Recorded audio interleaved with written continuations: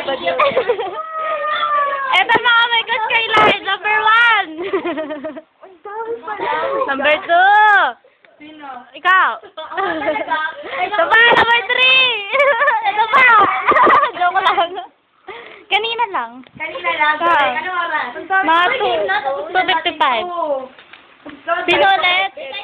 Gusto ko lang sa artist natin, sa talent natin, meron akong naisip, yung best friend ko, tsaka yung jowa niya.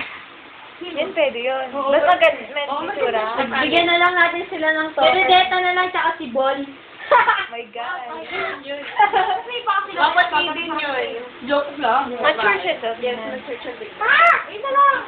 Sige. Pwede naman tayo kumuha ng tali. Bigyan na lang natin sila ng available. Hindi na natin sila